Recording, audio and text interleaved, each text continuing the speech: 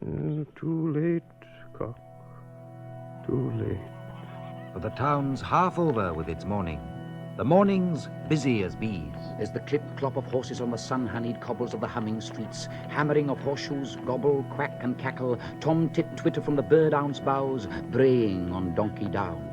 Bread is baking, pigs are grunting, chop goes the butcher, milk churns bell, tills ring, sheep cough, dogs shout, saws sing. Oh, the spring whinny and morning move from the clog-dancing farms, the gulls gab and rabble on the boat-bobbing river and sea, and the cockles bubbling in the sand, scamper of sunderlings, curlew cry, crow, caw, pigeon coo, clock strike, bull bellow, and the ragged gabble of the bear garden school as the women scratch and babble in Mrs. Organ Morgan's general shop, where everything is sold. Custard, buckets, henna, rat-trap, shrimp net, sugar, stamps, confetti, paraffin, hatchets, whistles.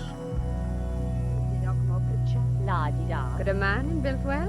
And he got a little telescope to look at birds. Willy-nilly said. Remember her first husband? He didn't need a telescope. He looked at them undressing through the keyhole. And he used to shout tally-ho. But Mr. Ogmore was a proper gentleman. Even though he hanged his collie.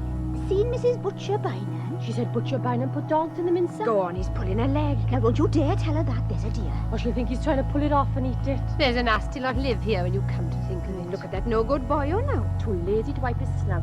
And going out fishing every day. And all he ever brought back was a Mrs. Samuels. Been in the water a week. And look at Ocky Milkman's wife that nobody's ever seen. He keeps her in the cupboard with the empties. And think of dye bread with 2 wives. One for the daytime, one for the night. Men are brutes on the quiet. And how's Organ Morgan, Mrs. Morgan? You look dead beat. It's organ all the time with him.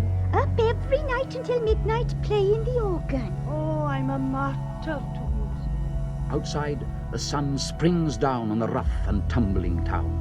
It runs through the hedges of Boosgog Lane, cuffing the birds to sing. Spring whips green down Cockle Row, and the shells ring out. Llaregib, this snip of a morning, is wild fruit and warm, the streets, fields, sands and waters, springing in the young sun. Evans the Deaf presses hard with black gloves on the coffin of his breast, in case his heart jumps out. Where's your dignity? Lie down. Spring stirs Gossamer Bynum, schoolmistress, like a spoon. Oh, what can I do? I'll never be refined if I twitch. Spring, this strong morning, foams in a flame in Jack Black as he cobbles a high-heeled shoe for Mrs. Dyebread too, the gypsy. But he hammers it sternly out. There's no leg belonging to the foot that belongs to this shoe. The sun and the green breeze, ship Captain Cat, sea memory again. No, I'll take the mulatto, by God, who's captain here? Parlez-vous, jig, madam? Mary Ann Sailors says very softly to herself as she looks out at Llaregib Hill from the bedroom where she was born. It is spring in Llaregib, in the sun in my old age, and this is the chosen land. And in willy-nilly the postman's dark and sizzling, damp, tea-coated, misty, pygmy kitchen, where the spitting cat kettles throb and hop on the range, Mrs. Willy-nilly steams open Mr. Mog Edwards' letter to Miss Mavanu Price and reads it aloud to Willy-nilly by the squint of the spring sun through the one-sealed window running with tears, while the drugged, bedraggled hens at the back door whimper and snivel for the licorice bog-black tea. The Manchester House, Llaregib. Sôl prop, Mr. Mog Edwards, late of tush, Lille Draper, Haberdasher, Master Tailor, Costumer. A West End negligee, lingerie, tea gowns, evening dress, trousseaux, layettes. Also, ready to wear for all occasions. Economical outfitting for agricultural employment, our speciality. Wardrobe sport. Among our satisfied customers, ministers of religion and JPs. Fittings by appointment. Advertising weekly in the Tush Bugle. Beloved Mavanoi Price, my bride in heaven. I love you until death do us part, and then we shall be together forever and ever. A new parcel of ribbons has come from Carmarthen today, all the colours in the rainbow. Oh, I wish I could tie a ribbon in your hair, a white one, but it cannot be. I dreamed last night you were all dripping wet, and you sat on my lap as the Reverend Jenkins went down the street. I see you got a mermaid in your lap, he said. and he lifted his hat. Oh, he's a proper Christian. Not like Cherry Owen, who said you should have thrown her back, he said. Business is very poorly. Polly Gatter bought 2 garters with roses, but she never got stockings, so what's the use, I say? Mr. Waldo tried to sell me a woman's nightie, outsize. He said he found it, and we know where. I sold a packet of pins to Tom the sailors to pick his teeth. If this goes on, I shall be in the poorhouse. My heart is in your bosom, and yours is in mine. God be with you always, my Bumblebee, and keep you lovely for me in his heavenly mansion. I must stop now, and remain your eternal Morged ones. And then a little message with a rubber stamp. Shop at Mock's. And willy-nilly, rumbling, jockeys out again to the 3-seated shack called the House of Commons in the back where the hens weep, and sees, in sudden spring sunshine, herring gulls heckling down to the harbour, where the fishermen spit and prop the morning up, and eye the fishy sea smooth to the sea's end as it lulls in blue. Green and gold money, tobacco, tin salmon, hats with feathers, pots of fish paste, warmth for the winter to be. Weave and leap in it, rich and slippery in the flash and shapes of fishes, through the cold sea streets. But with blue, lazy eyes, the fishermen gaze at that milkmaid whispering water with no ruck or ripple, as though it blew great guns and serpents and typhooned the town. Too rough for fishing today. And they thank God and gob at a gull for luck. And moss, slow and silent, make their way uphill from the still, still sea towards the sailors' arms, as the children spank and scamper, rough and singing out of school into the draggle-tail yard. And Captain Cat, at his window, says soft to himself the words of their song. Craft and Flossie Snail kept their baby in a milking pail. Flossie Snail and Johnny Craft, one would pull it out and one would put it back. But it's my turn now. Flossie Snail to take the baby from the milking pail, and it's my turn now. The Johnny Craft to smack it on the head and put it back. Johnny Craft and Flossie Snail kept their baby in a milking pail. One would put it back and one would pull it out, and all it had to drink for day and night. For Johnny Craft and Flossie Snail always used to say the South Island was good for a baby in a milking pail. Music of the spheres is heard distinctly over Milkwood. It is the rustle of spring. A glee party sings in Bethesda graveyard, gay but muffled, Vegetables make love above the tenors. and the dogs bark blue in the face. Mrs. Ogmore Pritchard belches in a teeny hanky and chases the sunlight with a fly whisk. But even she cannot drive out the spring. From one of the finger bowls, the primrose grows. Mrs. Diebread 1 and Mrs. Diebread 2 are sitting outside their house in Donkey Lane, one darkly, one plumply blooming in the quick, dewy sun. Mrs. Diebread 2 is looking into a crystal ball, which she holds in the lap of her dirty yellow petticoat, hard against her hard, dark thighs. Toss my palm with silver, out of our housekeeping money. What do you see, lovey? I see a feather bed with 3 pillows on it, and a text above the bed. I can't read what it says. There's great clouds blowing. Now they have blown away. God is love, the text says. That's our bed. And now it's vanished. The sun's spinning like a top. Who's this coming out of the sun? It's a hairy little man with big pink lips. He got a wall-eye. It's Diebread. The feather bed's floating back. The little man's taking his boots off. He's pulling his shirt over his head. Yes. He's beating his chest with his fists. Yes, yes. And he's climbing to bed. Oh, go on. There's 2 men in bed. He looks at them both with his head cocked to one side. Yes. He's whistling through his teeth. Now wraps his little arms round one. Which one? Which one? I can't see anymore. There's great clouds blowing again. Ah, the mean old clouds.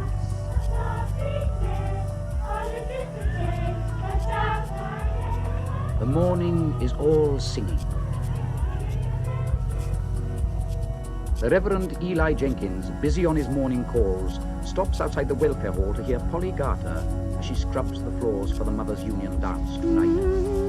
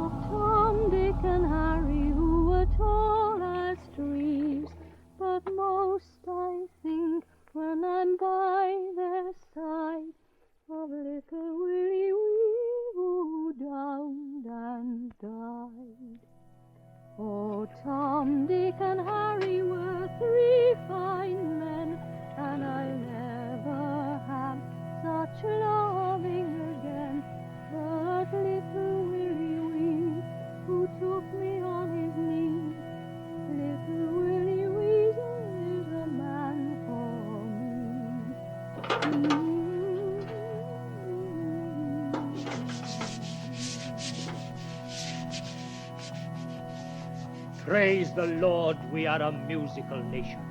And the Reverend Eli Jenkins hurries on through the town to visit the sick with jelly and poems. Town's as full as a lovebird's egg. There goes the Reverend, says Mr. Waldo at the smoked herring-brown window of the unwashed Sailor's Arms.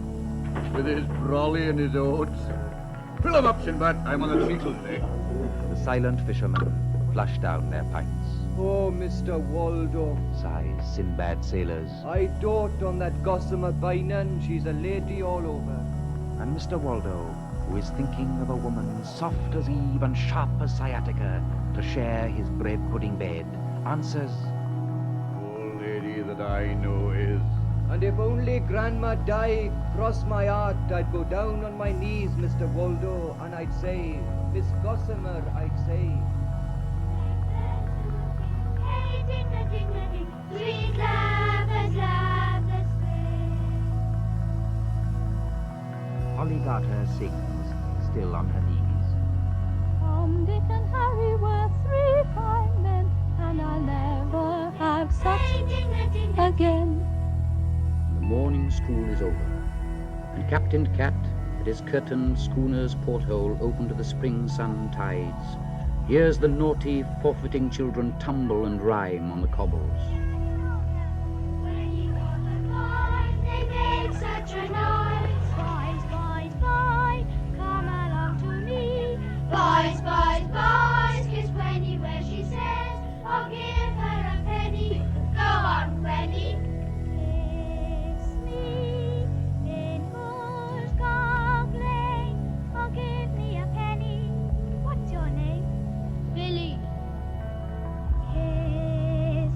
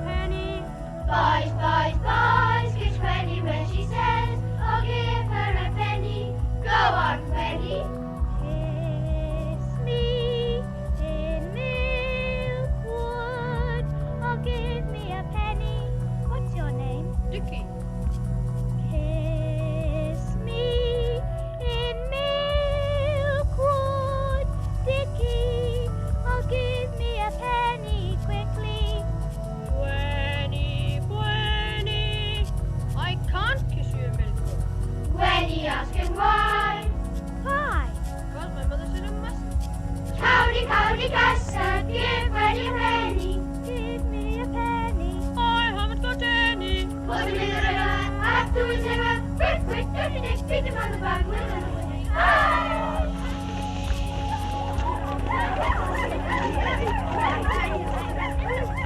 And the shrill girls giggle and muster around him and squeal as they clutch and thrash, and he blubbers away downhill with his patched pants falling and his tears splash. Blush burns all the way as the triumphant bird-like sisters scream with buttons in their claws, and the bully brothers hoot after him his little nickname and his mother's shame and his father's wickedness with the loose, wild, barefoot women of the hovels of the hills. It all means nothing at all, and howling for his milky mum, for her cowl and buttermilk and cow breath and Welsh cakes and the fat, birth-smelling bed and moonlit kitchen of her arms, he'll never forget as he paddles blind home through the weeping end of the world.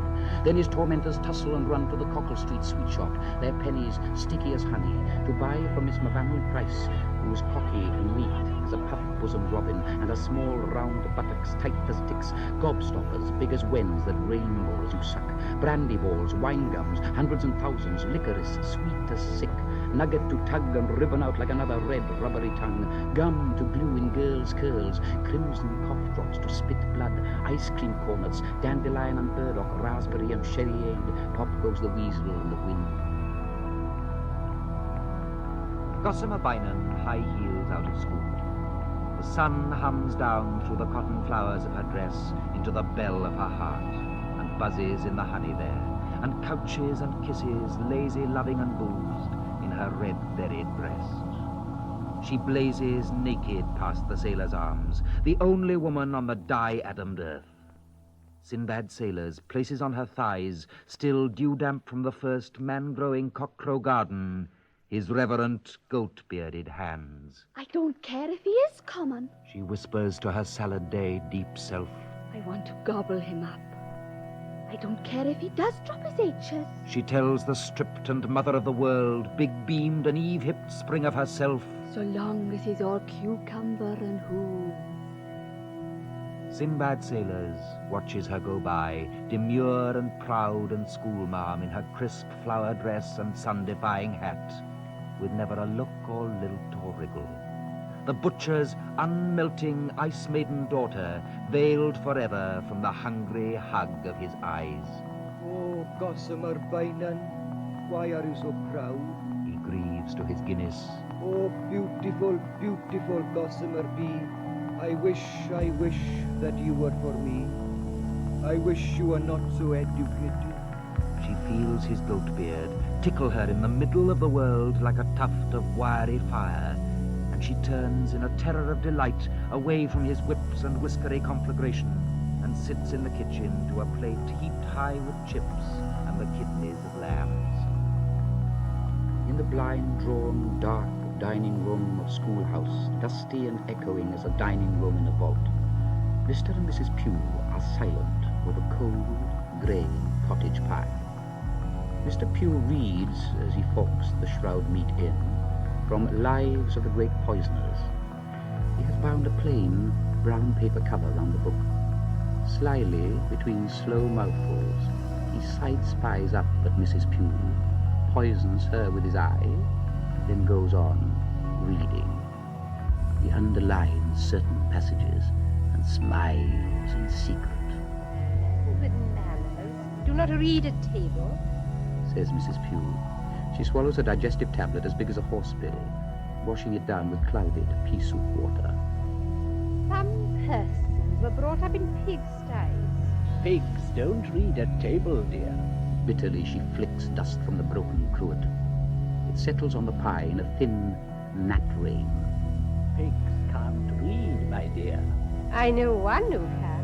Alone in the hissing laboratory of his wishes, Mr. Pugh minces among bad bats and Jeroboams, tiptoes through spinneys of murdering herbs, agony dancing in his crucibles, and mixes, especially for Mrs. Pugh, a venomous porridge unknown to toxicologists, which will scald and viper through her until her ears fall off like figs, her toes grow big and black as balloons, and steam comes screaming out of her navel. You know best, dear, says Mr. Pugh, and quick as a flash, he ducks her in rat soup. What's that book by your trough, Mr. Pugh? it's a theological work, my dear. Lives of the Great Saints.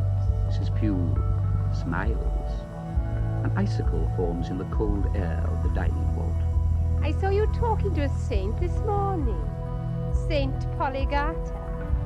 She was martyred again last night. Mrs. Morgan saw her with Mr. Waldo. When they saw me, they pretended they were looking for nests. Said Mrs. Morgan to her husband, with her mouth full of fish as a pelican's. Go nesting in long combinations, I said to myself, like Mr. Waldo was wearing, and you're dressed nearly over your head like Polygarters. Oh, they couldn't fool me. One big bird gulp, and the flounder's gone. She licks her lips and goes stabbing again. And when you think of all those babies she's got, then all I can say is she'd better give up bird nesting. That's all I can say. It isn't the right kind of hobby at all for a woman that can't say no even to midgets. Remember Bob Spit? He wasn't any bigger than a baby, and he gave her two. But they're two nice boys, I will say that, Fred Spit and Arthur. Sometimes I like Fred best, and sometimes I like Arthur. Who do you like best, Organ? Oh, Bach, without any doubt. Bach every time for me. Organ, Morgan, you haven't been listening to a word I said. It's Organ all the time with you. And she bursts into tears. And in the middle of her salty howling, nimbly spears a small flatfish and pelicans it whole. And then Palestrina, says Organ Morgan.